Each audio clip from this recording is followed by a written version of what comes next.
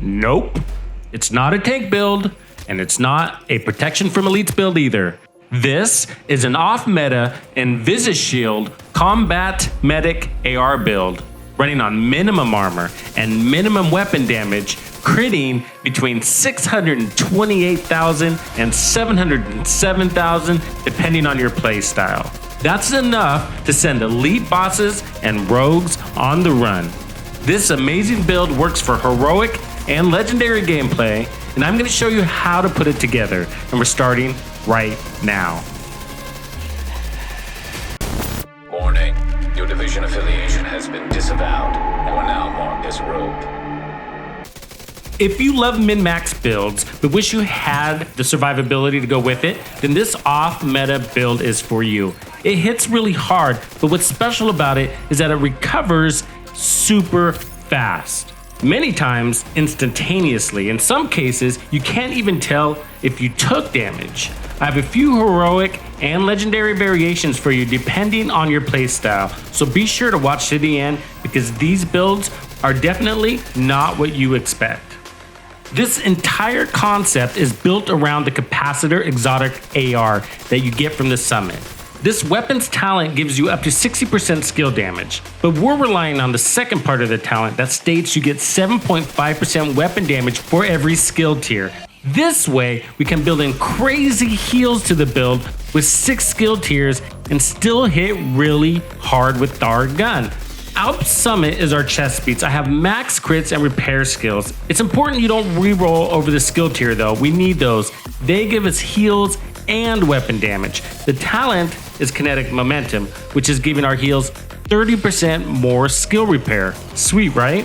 The gloves are improvised with a skill tier and max crits. Skill tier improvised pieces are the easiest to craft. All you need to do is get a piece with the skill tier and one of the attributes as crits. Then you can reroll the other to crit damage or crit chance and optimize as you need to. Because this first version is a heroic build, I am using the Memento backpack. That's really the only thing I don't recommend for legendary with this build. You lose your trophies too much, but that's just my recommendation. Go with what you feel is best. So the Memento is really important for this build. We're using everything it has to offer. It's giving us a skill tier, which means more heals and more weapon damage power. It's giving us an extra red weapon damage core, which means more damage, right? And it's giving us more armor, which we wouldn't have much of without this backpack. Armor is cool because it helps give us more bonus armor when we pick up a trophy. And each one of those trophies accelerates our killing power and our survivability with skill efficiency and bonus armor at the same time. When we're at full stacks, we have 3% armor regen on top of 30% more skill repair and weapon damage. That's why we have such fast recovery. You can see I have a protection from elites mod. Don't worry if yours is not maxed out. This is not a protection from elites build. It's an INVISISHIELD build.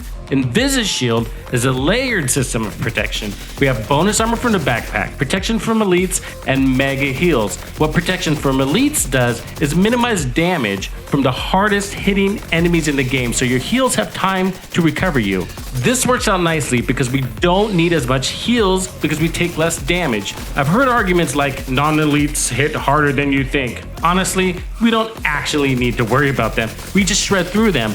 And when they do hit us, when they do shoot us, we just heal through it. Easy peasy.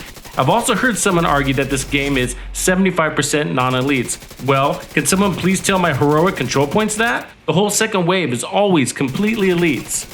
To have resistance to the hardest hitting enemies and their status effects and their explosions is not a bad thing, trust me. But protection from elites sucks if you don't have the recovery with it. I think that's where most people fail with their builds and running protection from elites.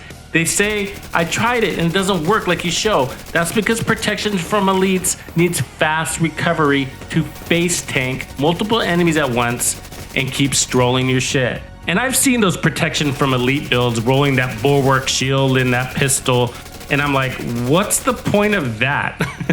Just use the shield or protection from elites. You don't really need both, but you know me, I'm not much of a shield guy, right?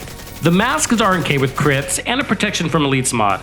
Incoming repairs is good to have on self-healing builds. Basically amplifies your heals. It's 20%, right? When you pick up your trophy and increase your repairs, and when you get full backpack stacks and kinetic momentum stacks, incoming repairs is going to improve the total amount of heals you take in. You don't want to go overboard on incoming repairs. No more than a 1-to-1 ratio is suggested. Realize it will make our healing stats appear lower than what it really is. But if you want, heal an ally and then heal yourself and watch the difference in speed. The holster is improvised with the skill tier, crits, and protection from elites mod. Many of you creatives may be thinking 2-piece future initiative will help, right? I did try that and this is better. You get more heals out of 2 pieces of improvised gear and you don't lose crit slots. My knee pads look a little different, but they have the same components as we have elsewhere. You could choose to run weapon damage instead of armor too, but don't put a skill tier here or it will be wasted. We've maxed out our skill tiers already. That's because we're running Technician for an extra skill tier, damage to skills and robotics, and 10% more skill repair. Be sure to toggle that on though. Here's the thing, listen up. I'm running the Fixer drone because I want my heals to be hands-free, and I can send it to an ally when they need it too. The funny thing is that it's actually the weakest healer in the game. It heals less than the Mender's Secret Mine too. It shows only 73,000 heals per second on paper, but it's actually way more. Kinetic Momentum is buffing that by 30%, and I'm also running the Artificer Hive, which buffs the heals by another 70% without needing to be deployed. It's hands-free, so that's 100% heal buffs. Before the Memento stacks, right? The Artificer also gives it almost infinite duration and health. And remember, we have incoming repairs on top of all of that.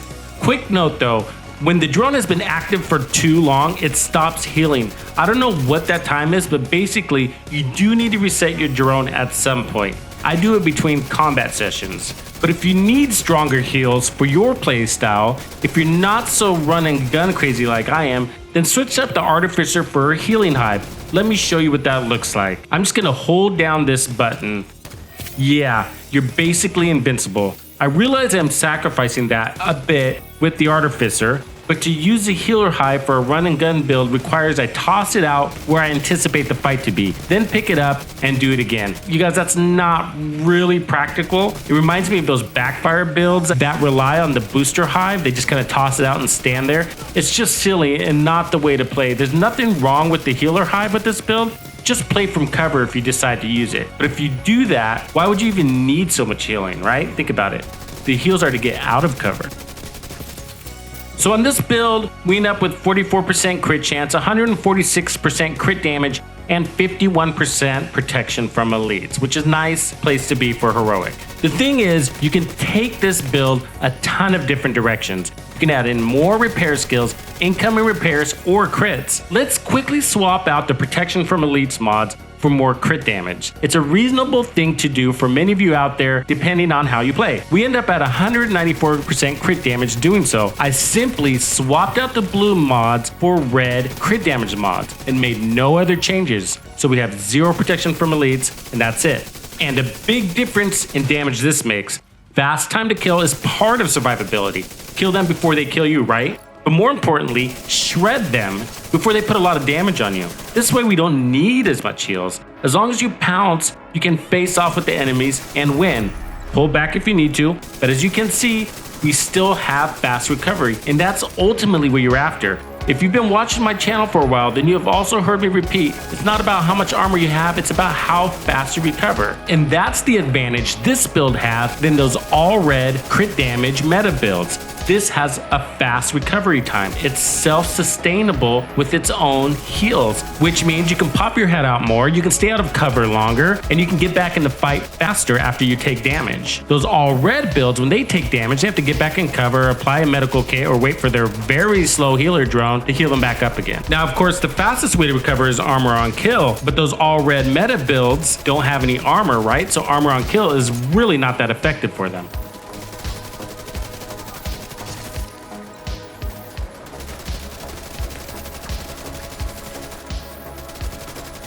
Now, for those with a little more experience and like to have major burst damage, then this one is for you.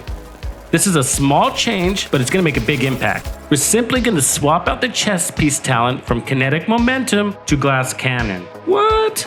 You heard me.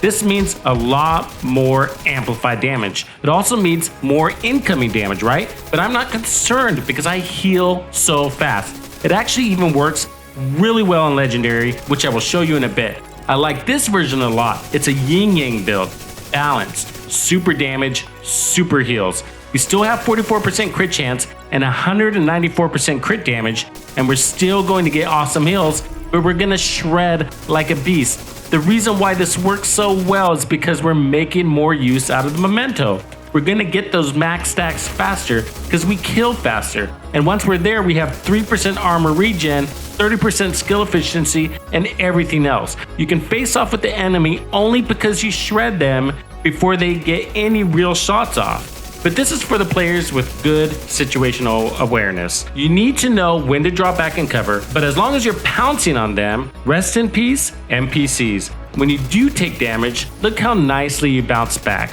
right back in the game. That's what I mostly look for. Fast burn, fast recovery, and the ability to take a punch or two. Again, most important, my speed is my survivability. I am moving fast, popping in and out of cover as much as I need to, but I know who's in front and behind me, and I'm always on the move. If that's not you, then stay and fight from cover. Otherwise, go kinetic momentum. Creating hard-hitting builds is really easy in this game.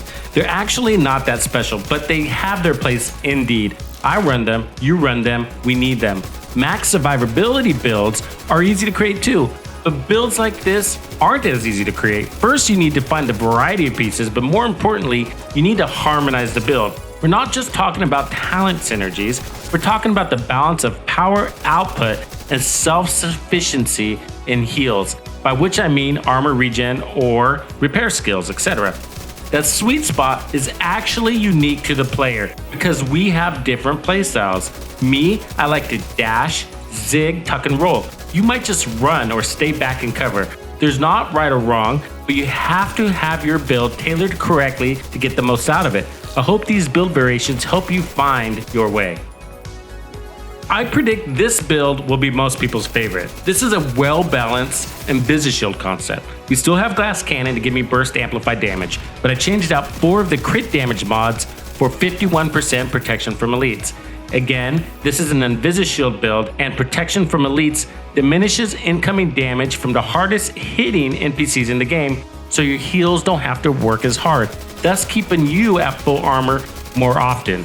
This is what I mean about harmonizing a build. Think of it as a system with different moving parts all working to keep you on your feet. We have burst damage and crits to shred the enemy with a fast time to kill. We have the strong heals and bonus armor and protection from elites to help our heals do its job. You're not invulnerable, so popping out of cover. Otherwise, you just need to move quickly.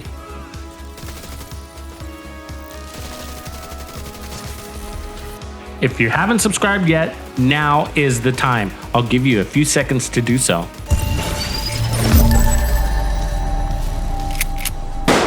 Hey, if you like AR builds that shred enemies with extreme amounts of burst damage, then check out this rail splitter build I created. It's super accurate and hits super hard. It's a laser beam that basically melts enemies. Check it out, I'll put links here and in the description area below. The legendary version is different than the others because the enemy's time to kill is much higher. It is min-maxed with that in mind. It's the same build, but we're dropping the Memento backpack for the Coyote's mask for variable crits. I like that at close range we can get 25% crit damage boost. That helps us shred. The backpack is RNK for more incoming repairs. It's loaded with crits, and I chose to go with Vigilance because in Legendary, we're popping in and out of cover anyways. If you want to run Companion or Composure, you should. It's all good. I chose to run Glass Cannon on the chest, and it works perfectly in Legendary. If you prefer, go with Kinetic Momentum and compensate by swapping out for a couple of more crit damage mods. I'll quickly show you the other pieces, but it's similar to what you've already seen. I didn't do protection from elites mods on this version. Like this, it's hitting over 700,000 and heals very fast. Fast to kill, fast to heal. Stats. With this build, you have between 50 and 60% crit chance and 192 to 207% crit damage thanks to the Coyote mask. You're rolling 900,000 in armor, which is enough. It sounds low, but it's plenty because we heal fast. That's because, as you have heard me repeat in the past, it's not about how much armor you have, it's about how fast you recover. And as you can see, this build is battle tested in group legendary stronghold gameplay, the most difficult content in the game, with no armor. It actually works really well in legendary, but is vulnerable to explosives, so avoid those. That's because you don't have any armor, you're like a skill build that way, and those legendary explosions have high burst damage. The Rail Splitters is one of the best assault rifles in the game. Headshots all day, and this build has it shredding fast. You gotta see. Tuxedo out.